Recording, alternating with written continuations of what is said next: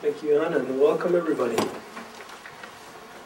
I'm going to give you a formal presentation of Dr. Wilmut. Ian Wilmut received his PhD degree from Darwin College, Cambridge, in the UK in 1971. And like Anne said, well, he's mostly recognized as the head of the team that created Dolly, clone sheep. His contributions to the advancement of science extend well beyond Dolly. Since the onset of his scientific career, Dr. Wilmut committed himself to work towards improving the well-being of others. Early on, he worked on introducing new reproductive technologies in domestic animals. Along with Dr. Pauls, they developed the first protocol for sperm cryopreservation in cattle and swine. And in 1973, they announced the birth of the first calf born from a frozen embryo. His scientific contributions to the field of agriculture continue uninterrupted in areas ranging from sperm transport to gene transfer in sheep. Dr. Wilmut's original motivation for the use of somatic cell nuclear transfer was for the generation of recombinant human proteins in domestic animals. He succeeded in 1977 with the generation of transgenic sheep capable of producing human coagulation factor 9 in their milk. Dr. Wilmut's work has unequivocally shown that cells can indeed be induced to dedifferentiate. In other words, cells can go back in development. Extrapolating this finding to the medical world means solving the major challenges facing cell and tissue transplantation, and that is the production of immunocompatible cells for the treatment of diseases produced by injury, degeneration, and aging. Dr. Wilmut has seized this opportunity and began working on a new use for this technology. He's taken somatic cells from patients suffering from Lou Gehr's disease, that is an always fatal disease, and attempted to make embryonic stem cells from them. If successful, the scientific community will have a new tool to understand and fight this devastating disease. Ian, it is a great honor to have you here. On behalf of the Bedford Stem Cell Research Foundation, I wanted to welcome you to our humble symposium and sincerely thank you for making the time to be here.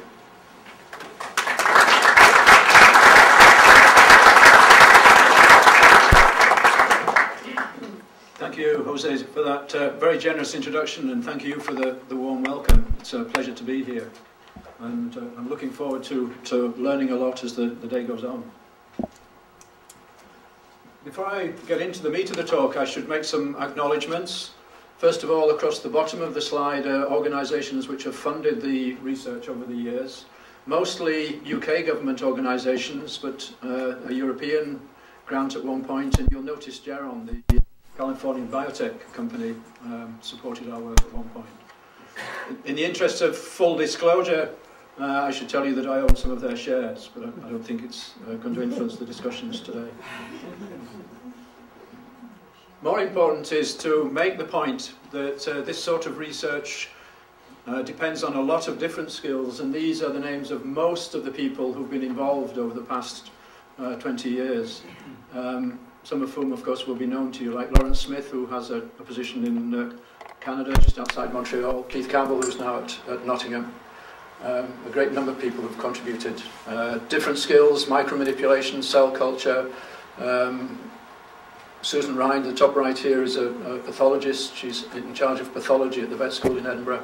Tim King was the veterinary surgeon who looked after the animals in the latter part of the project. A huge range of skills, and these are the people who provided them.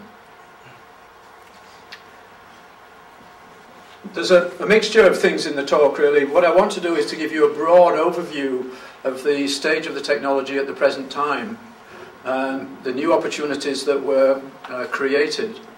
And I think I may convince you by the end of it, those of you who don't already think this, that the biggest impact of the Dolly experiment was actually in stimulating people to think differently about fundamental scientific questions, including ones that have just been alluded to, sorry. These things are much more difficult to operate than to clone, aren't they, actually? And I'll give you a brief insight into some of the experiments that my colleagues are pursuing now to try to understand and improve the process of cloning. So without any more ado, these are pictures of most of the species which have been cloned successfully. The wolf isn't here, and there's a horse cloned as well as mules, and I haven't drawn that distinction. But you recognise the species as well as I do, so I'm not going to go through the list. It's important to note that there are no cloned primates, as far as I know anyway, and that's despite a fairly considerable effort by a number of different groups. And it's tempting to begin to draw a conclusion that there's something different about early development in primates which is causing the block. If you go back to the different species for a minute, in many cases, in order to be successful with the different species, like for example the mouse, it's been necessary to make apparently minor but critical changes to the protocol. And in relation to the mouse, for example, there's a different from most of the species requirement for how you separate the process of introducing the nucleus into the egg and how you activate it. In our original sheep experiments we varied this, but it didn't seem to have any effect. You could certainly put the nucleus in and activate at the same time and get offspring. If you do that with the mouse, you will get blastocysts, but you will not get pups. That seems to be the situation in the literature. If you separate the two and put in the nucleus, wait anything from about 10 minutes to several hours, then you will get pups just by changing that one step. In the cow, my understanding is that the delayed activation is beneficial, but it's not actually essential. And if you were to go around this list of species, you'd find recognizable, identifiable differences in protocol which were essential. And so the question is there something different about primates, including humans, of course, which hasn't yet been identified? There is a report coming through the system of ES cells having been produced from primates' cloned embryos. The data were presented at the stem cell meeting in Cairns in the summer.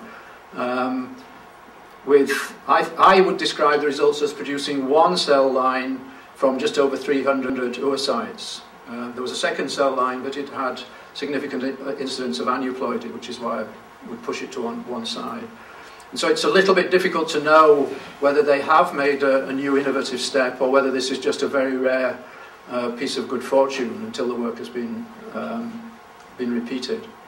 But nonetheless, that is an important success.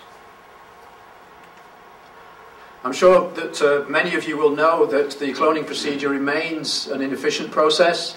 This is data from a large trial done by Jean-Paul Renard and his colleagues in France with cattle nuclear transfer. And notice, pregnancy in cattle is 280 days, so this is not to scale. There should be a break here. And this is the proportion of blastocysts which reach these different stages at 21 days, 35 days, and so on, through to term. And they compared the results if they had embryos produced by IVF or nuclear transfer from moruli with about 30 cells, day 35 fetuses or adults. And you can see a trend as shown previously in amphibians, that as you take nuclei from progressively later stages, the efficiency drops. An effect which I don't think we understand at all. But overall, with the fully differentiated cells, a very low efficiency. Remember, this is a proportion of blastocysts which reach to term. And also you would be aware, I'm not going to show you any numbers, but there is a higher than normal postnatal loss of cloned offspring in all of the species which have been studied. This is actually an experiment that was carried out pre-Dolly by Granada, and I think it's one whose impact is still not fully recognised. Granada were doing nuclear transfer from moruli, 24-30 cells. And what they, I think, set out to do was to demonstrate that their clone calves were in fact normal. And so what they did was to inseminate groups of females to produce groups of full sibs and half sibs. They superovulated some animals, recovered embryos using the same semen, so that again you have full sibs, half sibs and so on, and related to offspring produced by AI. And some of those embryos were used to provide nuclei for transfer and so on, so that you can see the cascade of relationships that you have. And what you would have expected to see was that as you went down this series, the groups would become more uniform. And the data that I'm going to show you is just, I think, birth weight. And this was a large experiment with a good number of offspring produced. And this shows two things very distinctly, I think. One is that some of the cloned offspring are unusually large, so that the mean weight at birth is significantly different from the other two groups. Although there is an effect of embryo transfer, it is not statistically significant. From the point of view of uniformity, this is the error mean square, which is a measure of variability. And remember, what we were expecting was that the clones would be the most uniform. After all, they're carbon copies, aren't they? I mean, this is what the popular press would have you expect, what I guess many of us would have expected. And in fact, what happened is that the birth weight was most variable. So I think what you're seeing here is that some of the animals do indeed have a normal birth weight, but others, because of events going on during pregnancy, which are still not fully understood, there is an increased birth weight shown here, and then you get the greater variation. So I think this is a really critical indication of epigenetic effects occurring during pregnancy. I'm not showing you the data, but by a year of age, the trends were as you would have predicted, so that by that stage, the clones were more uniform than the others, and there was no significant difference in the birth weight. So this particular trait is something which has changed during the cloning process, during the prenatal period of development. And I'm not going to show data about the abnormalities. I think these are very well documented, that there are a great variety of different abnormalities. They may tend to vary somewhat between different species and perhaps with different cells used to be the nuclear donors. In some cases, the abnormalities seem to be things which are not seen during normal reproduction, but it's very, very difficult to make that judgment because we might have a sick sheep which we would put through a detailed histopathology after it died. The farmer might have exactly the same abnormality, but once the animal had died, he would simply discard it and wouldn't be likely to pay for a detailed histopathology. So you can't be quite sure whether the abnormalities really never occur during normal reproduction. To my mind, a critical experiment which strongly suggests that the differences are due to epigenetic effects is this one carried out in mice, looking at a particular phenotype where the animals were unusually heavy, not at birth, but at 10 weeks of age, which I guess is a juvenile mouse. When these animals were bred, and even interbred, there was no evidence of this large size, this obesity, persisting into subsequent generations. And so the most likely, to my mind, the most likely explanation is that these are epigenetic errors that arise because nuclear transfer is not able to completely reset the epigenetic mechanisms during cloning, but which are adequately reset during subsequent normal reproduction. And as far as I know, there isn't a case of an abnormality being seen in a cloned animal which is transmitted to its offspring. If anybody does have an example of that, I'd be very interested to know about it. So obviously, lots of us, several people in the room, as well as our group working in Edinburgh, have begun to think about what are the mechanisms, when do they arise, and recognising, of course, that they could arise, errors could arise during culture of cells. There are experiments in sheep and cattle showing that if you culture embryos produced by in vitro fertilisation or recovered from donors, that they can be disturbed in their growth pattern as well as the nuclear transfer. So there's a number of points where these epigenetic errors can be introduced. How can we study them? And I'm not going to attempt to summarise the data. There are real accurate observations on changes in imprinted genes and so on. But one of the things which came out of our studies to look at the chromatin in embryos is actually an interesting diversion. What Nathalie Beaujean, who's now working with Renard near Paris, found was that the pattern of demethylation of pronuclei is different in different species. And to our eternal shame, I think, we tend to assume that we will all be like the mouse and write developmental biology textbooks and reviews as if that was the case. So what you can see here are the two pronuclei in a mouse zygote, and there has been staining for DNA methylation and for DNA, and I can't see very clearly we can see it. Yeah.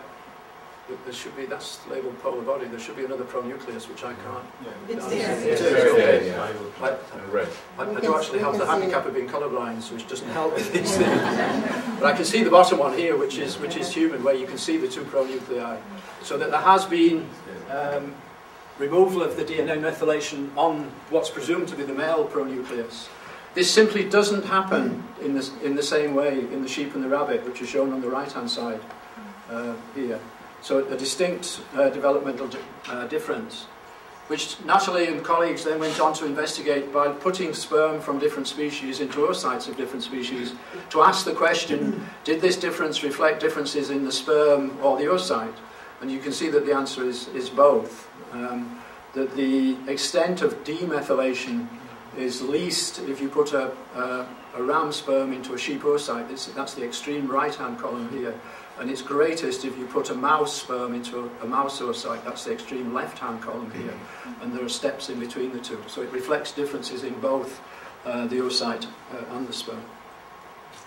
And again, I think is something which is not understood.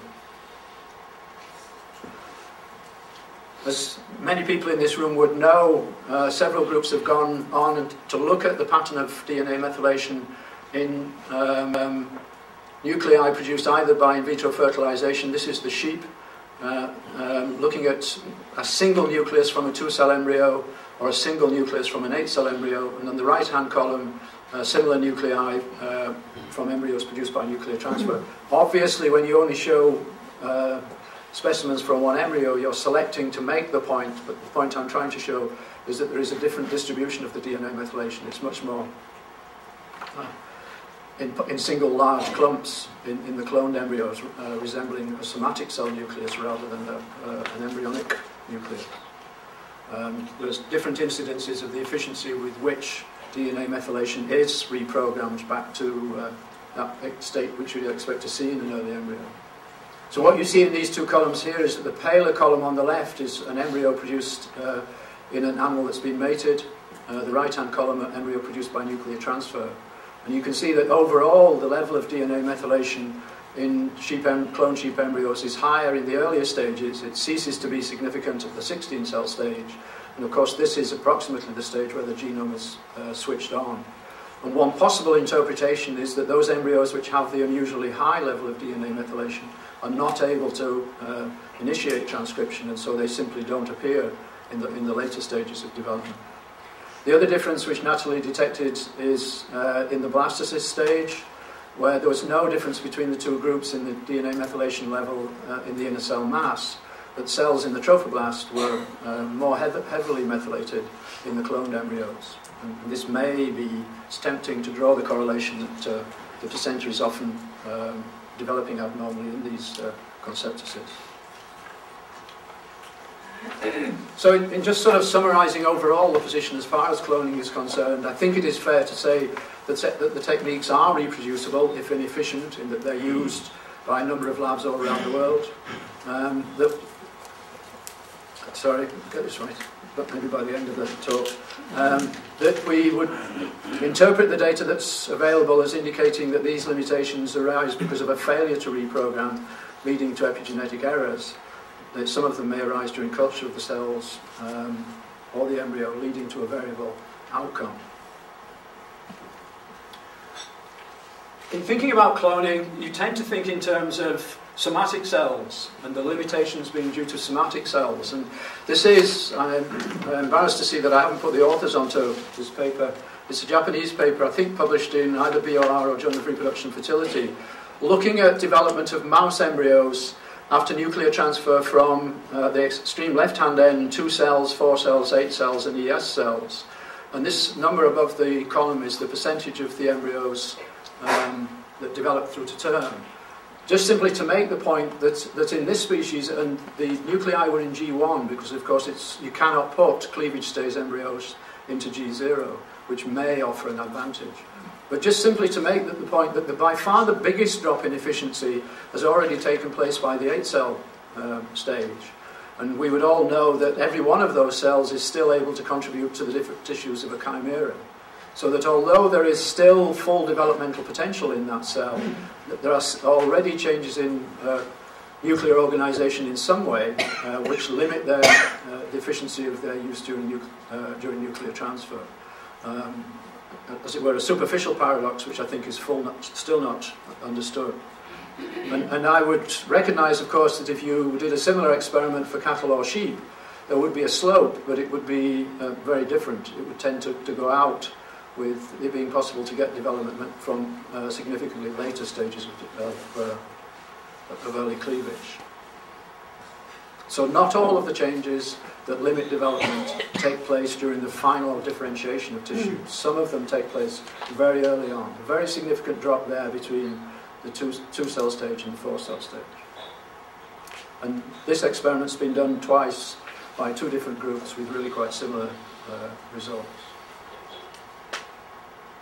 So then to change the emphasis in the middle part of the talk and discuss very briefly potential uses of the technology, we set out to develop the technique, as was mentioned in the introduction, in order to be able to make targeted changes in livestock.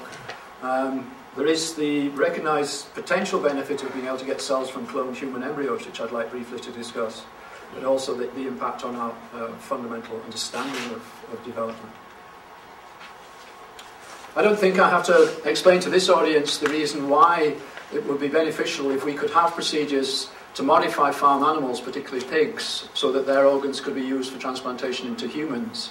This is data from the United Kingdom, which is actually a few years old, but I'm sure the general impression is still valid, that there are a very considerable number of people waiting for organ transplants who sadly will die before one becomes available. And nor do I think I have to go through in detail the reasons why the pig is selected as being most suitable candidate for organ transplantation. But the problem that arises with the pig is the fact that if you put regular pig tissue into a person, it would be destroyed within minutes by the hyperacute rejection. And at least two groups working hard over a number of years, later on using the cloning procedure to try to address this issue, by turning off the galactosyl transferase gene, which adds the galactosyl residue onto the cell surface, and it's this which promotes the hyperacute rejection. To my knowledge, the group which have gone furthest with this are based here in the Boston area. This publication is already more than 2 years old, but what it shows is the duration that a transplanted pig heart survived in baboons. These were transplanted in not to replace the baboon heart, but being within the animal. And you can see the bottom of the graph here that if this were regular pig tissue, it was destroyed in less than 1 day. I think from memory the average for the rest is something over 70 days, with the longest being 179 days. And it all depends really on whether you regard that as being a cup which is half full or half empty, in that it's a huge change to survive for 70 days, but it isn't really long enough to be practically useful. The conclusions that the authors drew were that they had overcome the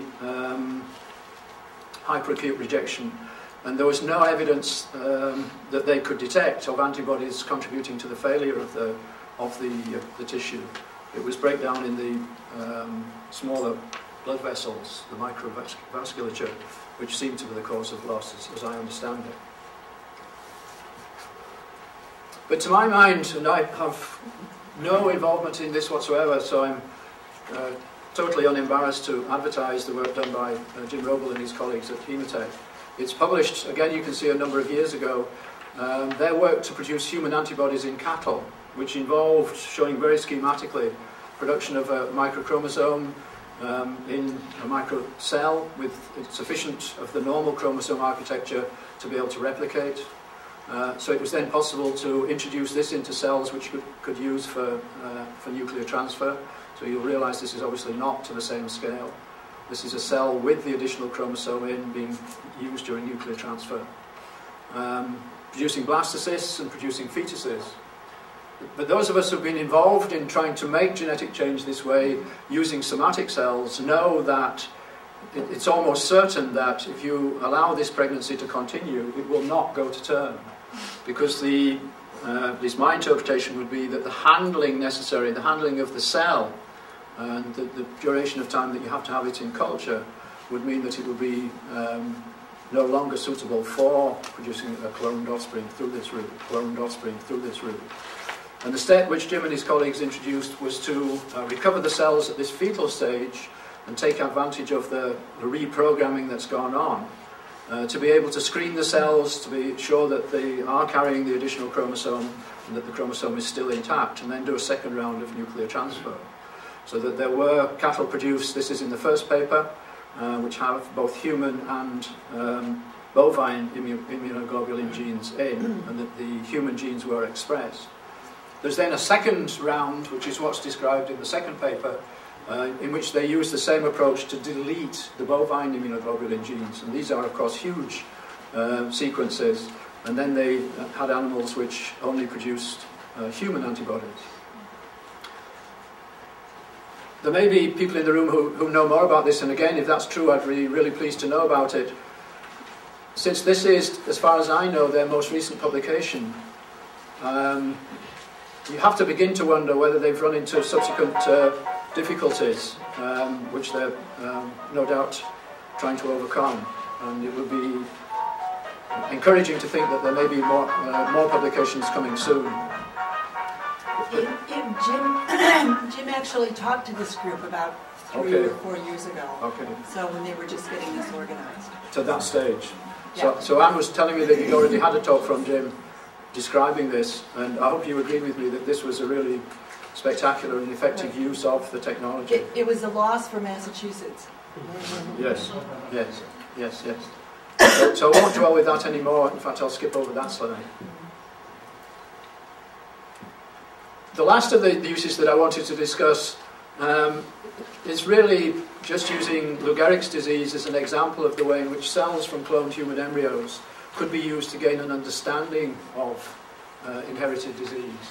And one point I would emphasize is that whenever you hear about what are sometimes called patient-specific cells, there's an automatic assumption that people are producing these cells to put them into patients, back into the same patient. And I think in our haste to think of doing that, we completely overlook and underestimate the great potential benefit of using the technology for this purpose. And whilst you would need to be extremely cautious about putting cloned human cells into patients, the risks are much less if what you're going to do is to use them to investigate basic molecular mechanisms. So I see this as being a really critical and effective intermediate use of the technology before possibly moving on to therapy with such cells. So just very, very briefly, Lou Gehrig's disease, as I think was mentioned, is a very unpleasant disease for which there isn't a good molecular understanding and for which there is really no treatment. Typically, there are a family of diseases really. Typically, the symptoms appear in the middle 50s and the person will pass away in about 4 years. But the British astronomer Stephen Hawking has probably one of the diseases, and he's had the symptoms since he was 20 and he's now more than 60. So clearly it's a family of diseases with a range of different outcomes. I've actually used this picture for so many years now that it's almost certain that this lady's not with us anymore. It's a very unpleasant disease. So again, I don't have to go through this in detail for this audience, that if you can identify somebody who has inherited the disease but for which we cannot find a mutation, mutations in SOD1 are known to be associated with the disease in about 2% of cases. Another 8% there's evidence of a dominant inheritance, but the mutation has not been identified. And that's the population you're seeking to identify for this purpose. To produce blastocysts and then the cells that you're interested in, the motor neurons and the glial cells. This would give an opportunity to have cells of this genotype in the laboratory to study that's not available in any other way. And so this is the reason why we were attracted to this. But just to emphasize the point that what you're really seeking to do, first of all, is to identify a change in the cells. This is not my field, but if you go to meetings specializing in ALS, you will find that there are heated discussions about the actual mechanism which leads to the death of the cells. It's not agreed. And to then try to use this as the basis of a high throughput assay. And I would just mention that we realise that we're being fairly ambitious with making this suggestion. If you remember that I mentioned that in most cases the disease symptoms appear in 50 years, there is a challenge in thinking that you can detect something that can be measured in a few days in a tissue culture dish. But that will be the aim, to identify compounds that you could then move on to assess in animals and later in patients.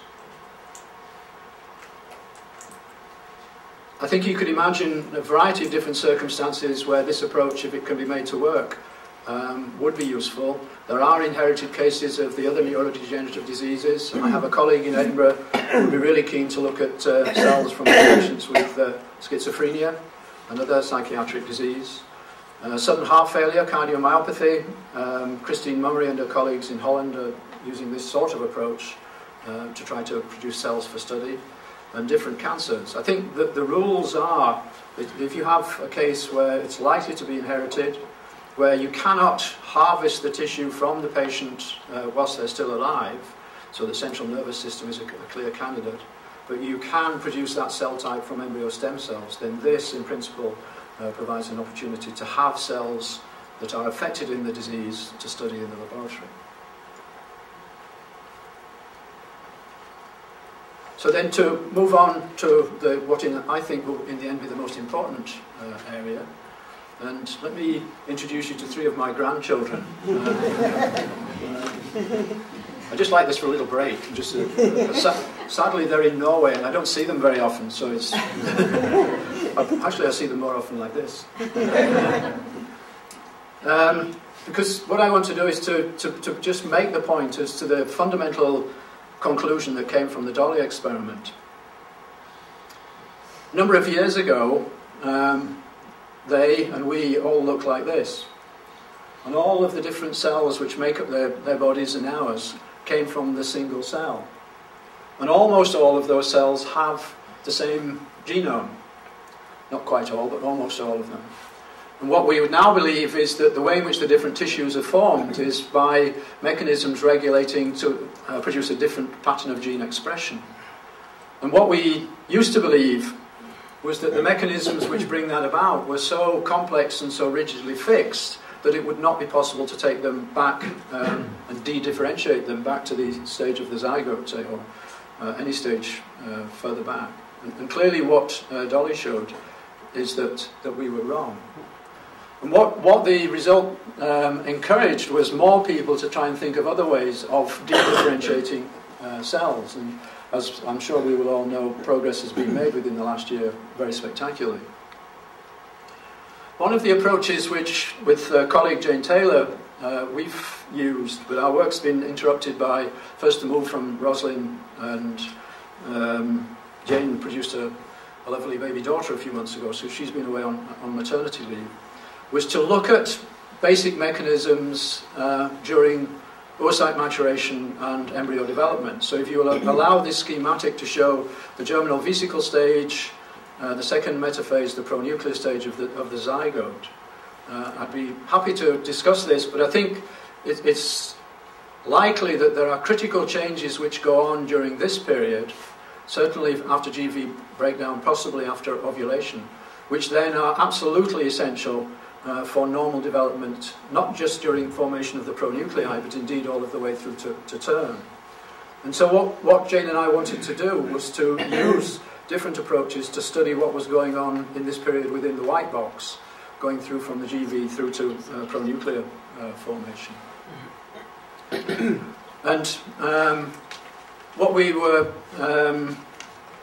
aware of was earlier work showing that there is very little transcription through this period, from the GV stage through to the late one cell stage, and that therefore changes in protein must involve translation from RNA, which is already there, or post-translational modifications.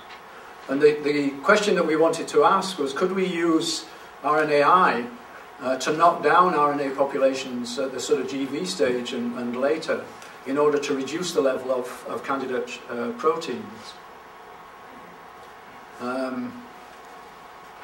Yes, and in fact I've just realised that there's a mistake here. This experiment's actually in the sheep, and so there's very little transcription, not just from GV to 2 cell, but GV to 8 cell stage. So I've got confounded between my two species. And so Jane and her colleagues had evidence of an oocyte-specific methyltransferase with a novel exon, which is different, its unique exon, perhaps would be a better phrase, which could be used as a target. And so before we left Roslyn, she set up a system where sheep oocytes were held at the GV stage to allow injection of siRNA. And there's a comparison between that treatment group and a group in which only buffer was injected. The oocytes were then allowed to mature, were fertilized, and the embryos cultured. And to be quite frank, what I hoped we would see would be that there would be a loss of fetuses. So we set up sheep to be available as recipients, to transfer blastocysts, and then to use ultrasound to monitor their development to identify when they died, and then to run a second experiment to pick out fetuses as they approach that critical stage. Let's see what happened. What this shows is the level of expression of the methyltransferase in oocytes which were injected up to 6 were injected with the RNAi, with buffer only beyond that up until 12, or not injected at all, and you can see here the normal level of expression. Just again, picking out representative examples,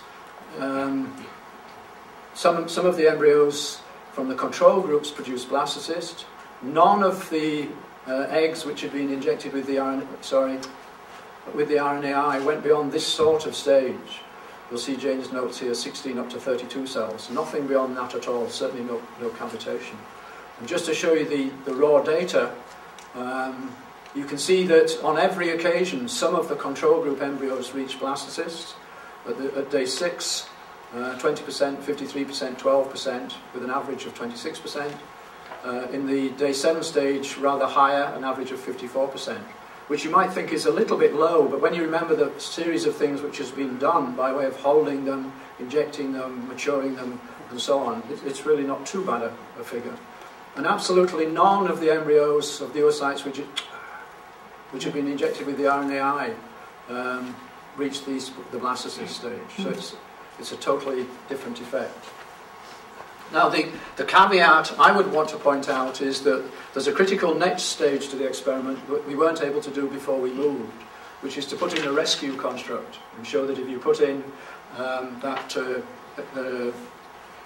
oocyte-specific form of the methyltransferase, that then supports development. So you have to regard these as being preliminary observations.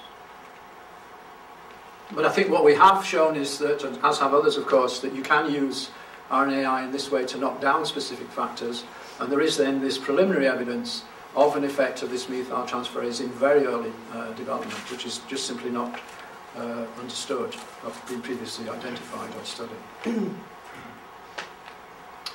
The other approach which we used, as have others, was to ask if we could use the introduction of factors into cells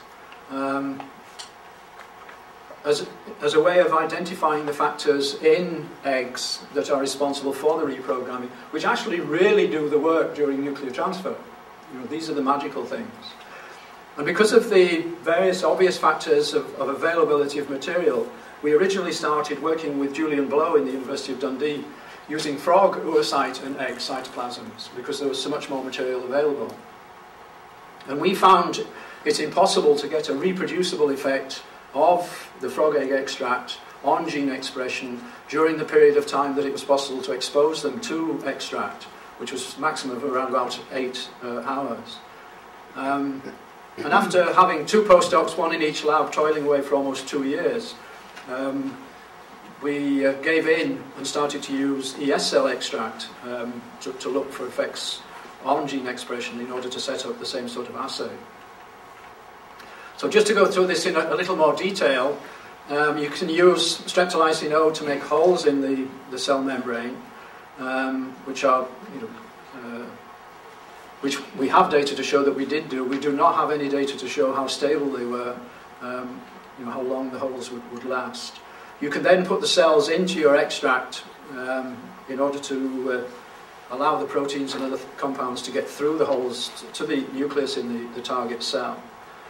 If you then introduce calcium back into the medium, the cells may reseal, and you can then grow them on.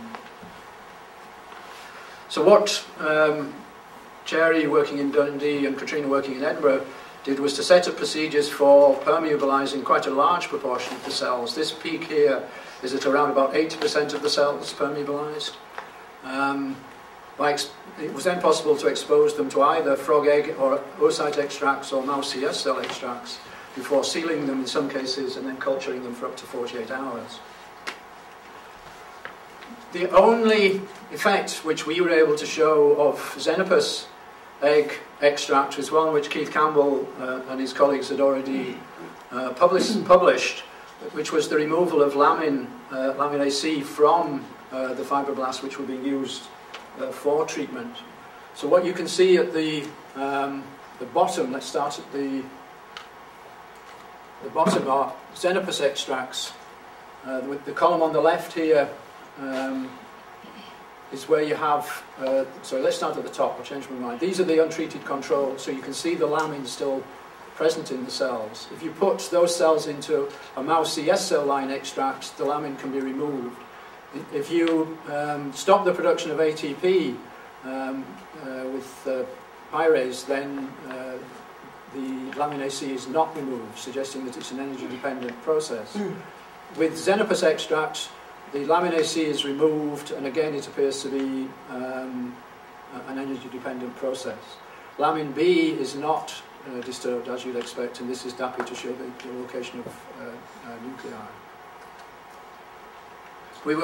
This is just simply showing the data in a numerical basis, and drawing out the point that if you put in a pyrase, which is the column, I can't see it clearly, the third and the fifth column, then you do not get significant removal of the lamin AC. If we used mouse CS cell extract with human cells in order to be able to clearly identify species differences in the gene sequences that we wanted to monitor. These, as you can see, are 293 cells. Then after exposing the cells for anything up to 8 hours, you can see that there's a significant increase in expression of the 4 genes which had been identified by Yamanaka and his colleagues. On the other hand, expression of the lamin genes was not changed. We have no idea, I should mention to you, because we haven't had time to do the control experiments, whether the pores in the cell membranes remained for this entire 8-hour period. This is simply the period that the cells are in the extract. If we used 3T3 extract and put the same 293 cells into the extract, then there was no effect on gene expression. That's the right-hand side of the table here. So this is not simply a question of punching holes in the membrane and then putting in a different set of proteins. This is specific in some way to the mouse CS cells. It did depend on these permeabilization of the cell membrane. There was a report, I guess almost 2 years ago now, suggesting that these effects didn't depend on pores in the cell membrane. In our hands, in this experimental system, it did.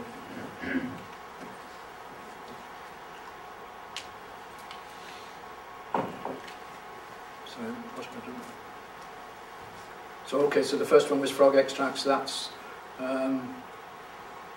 the different mouse CS cell extract. The same effect, the same requirement for permeabilization. The change in gene expression also appeared to depend on translation. So you can see here the expression of the different genes going across the bottom. I hope you can see them, the labels even from the back. And the effect of either the control treatment without inhibitor or alpha-amanitin or cyclohexamide. And this took us rather by surprise, but it was quite clearly repeatable and a real effect. So it may be that there's an intermediary involved in this process of reprogramming. One of the other limitations of our experiment, because of the fact that we were running out of time, as I think I am, was that we only observed the changes in these cells over a 50-hour period. And you can see that the increases which I'd shown you previously do continue over that period of time. So at least to that period it is a stable change. But we have not looked at cells over a period of days or weeks. But what we were setting out in this project to do was to detect the earliest changes in order to then go back and try to identify the factors which bring about these changes. And whereas we recognise we do need 1 or 2 more controls, we do expect that we have succeeded in setting up that sort of assay system. So just to summarise what we showed with the use of the ES cell extracts, confirming Keith Campbell's evidence that lamin A can be removed very quickly, but it appears to be an energy-dependent process, that there can be removal of lamin A either by mouse ES cell extracts or by the frog oocyte extracts.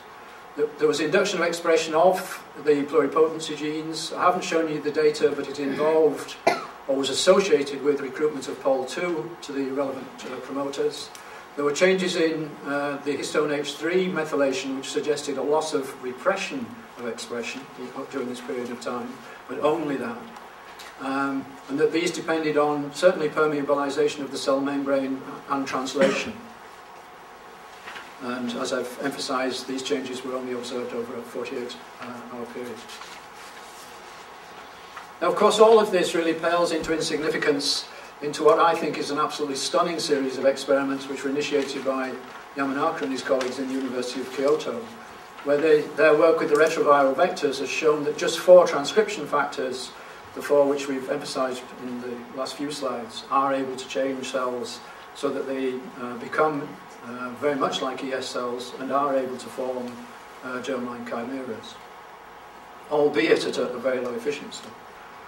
But it does seem to me, although there is nothing published about using this procedure effectively in human cells, there are reports coming through the Bush Telegraph that people have been successful. And it does seem to me that this approach to producing ES cells for research, and perhaps in the long run for therapy, will supersede the idea of using nuclear transfer. I haven't had the privilege of speaking with Yamanaka about his work, but many of my colleagues in Edinburgh do know him, and I think he would say that his approach to this issue was prompted, encouraged by the Dolly experiment. So in summarising then, I think that cloning has proved to be very useful experimentally. It is being used in sort of biotech projects for genetic modification of animals. Sadly, there are no reports yet of people producing cells from cloned human embryos, although there is the one piece of work from a non-human primate. What I hope I've shown you is that it already has a substantial impact on fundamental science. I very quickly, yes, sorry, I've forgotten about that bit. The younger people in the audience, but even the older ones like me, will be really pleased to see that there's very much which still remains to be learned. We've only just started. And I very quickly got into the habit of summarising, concluding with this little mantra. Let's see if we can arrange more ambitious research, because as was mentioned in the introduction, this is what, with good fortune, which I would emphasise, brings the greatest returns. But then, if we're thinking of using this with patients, certainly in those situations, let's be cautious about the way in which we use new knowledge. Thank you very much.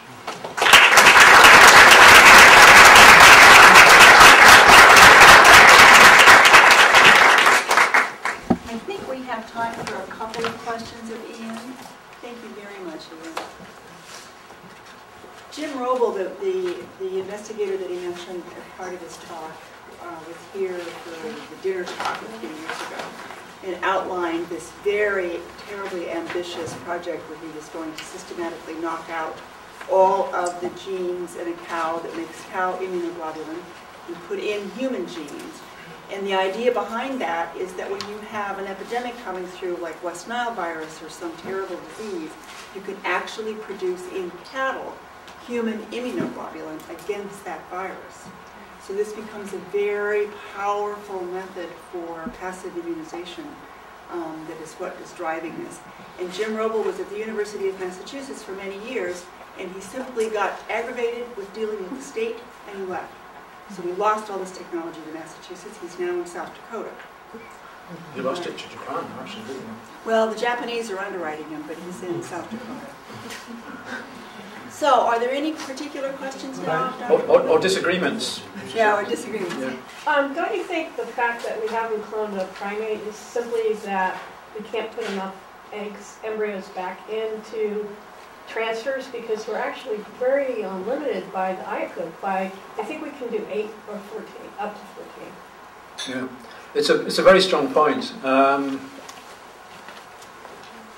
who knows, it's just judgment, isn't it? It could be that, but you may know more than I do about the trials that have already gone on. I mean, how many centres are there in this country which have... Actually, only Oregon, and then at Kuming, they're doing a lot of trials, but still, I think there's still a lot of technical issues right in the beginning that, you know, but again, I think the major trouble is... Yeah, it could be. I'd have to agree, it could be. Yeah. The work that I alluded to, some of us would have heard present. Did you hear the presentation in Cairns at the summit? I know that she cracked it. Yeah. I mean, it seemed to me that they weren't sure how they'd achieve the breakthrough. Right. In different circumstances, I've seen emphasis of avoiding the use of the Herx compound and UV light, the polescope, in other words, and in answer to a question in the presentation in Cairns, he said that they treated the donor cells differently, but didn't go into reasons to how. Yeah, I mean, one of the experiments I'm trying to push Shukrat to do is to look at the rate of aneuploidy after he makes the NT embryos and give them to us to look, because technically he wasn't, they were actually injecting M1 eggs, not M2. And I think that was actually a problem in their experimental design. Right. So I think they're still working on that, but the problem is NIH funding in that area is not very prominent. I mean, so that's actually where they've reached the most difficulties, is in the funding. I mean, I think it's very difficult to draw conclusions, because, as happens in this situation, you pursue a line of hope, as it were. You don't do systematic experiments, so you can't draw conclusions to say it was only when we did this that it worked. And the other thing is there's such a limited people working in that area that you don't have 10 groups working on this. So technically, I think it can easily be achieved to make NTES cells in monkeys. We don't understand any of the mechanisms, because the basic research, just looking at the embryology, hasn't been done. Yeah, I certainly admire your optimism. I'm not quite persuaded. I mean, there are groups out in Asia, aren't there, who are working with Kuming. Yeah, and they have described pregnancies going up to about 60 days or something like that. And it may be that we're simply, in fact, we're not saying anything totally different, in that what you're saying is that we need to understand things in order to, I think that's, primarily what I'm saying is we know so little about even the formation of the ICM and the ectoderm that there's a lack of information. But all I'm saying, I think, is that if you do understand things a little bit differently, you may then be able to slightly change the protocol. I think I might stick to the assertion that if the groups, be a bit stroppy, if the groups were applying, let's call it the mouse or the sheep procedure properly, enough have now been done in the different places that if that was going to work, it would have worked, and it hasn't. So either they weren't applying it properly, or it needs changing. I think I'd be comfortable to defend that. Yeah, and I think also, remember, monkey IVF people haven't been doing human IVF. And so technically, there's definitely a translational issue. Yeah. I have one quick question, and since Dr. Yang is with us, there's this, in my mind now, there's a little bit of confusion as to whether it's easier to get cloned animals from embryonic stage nuclei or from adult stage nuclei. And we had a couple of talks last year that fully differentiated adult cells actually did produce offspring. Now, I don't know if it's a difference in efficiency or if it was a difference in, can you speak to that, Jerry? After that comes back to the body, we discussed for a long time. That is, when nuclear transfer conversion to multipotency or pluripotency. Okay. Now, you can do nuclear transfer to generating ESR lines, anti-ESR lines, way more easier than generating cloned animals like Dolly. And I think that's really the question why. So you really do get a higher efficiency of cloned animals if you use embryonic nuclei. That's right. If your embryos are way higher than somatic cells. But right now, however, if you modify the condition, you can change the picture. You can change the picture if you modify the epigenetics of the nucleus. That's right. Okay. It becomes complicated because with the very early stages, it's at least technically demanding to block them in a particular cell cycle stage. So a long time ago, people like Jose, Steve, would have been involved in using nuclei in G1. And that's a tedious thing to do if you're going to do it accurately. Once you get to the adult cell and you can starve them or block them in any other way, it's much easier to do that in what's probably a more reproducible way. So the situation becomes confounding. So for example, ES cells you can't stop. And so I think many people, Rudy Yenishman, for example, would argue that the apparent inefficiencies there are very substantially caused by the difficulty of getting things to the cell cycle stage. So I think this really confuses the understanding. Are there any other questions? Dr. Ian will be with us for the day.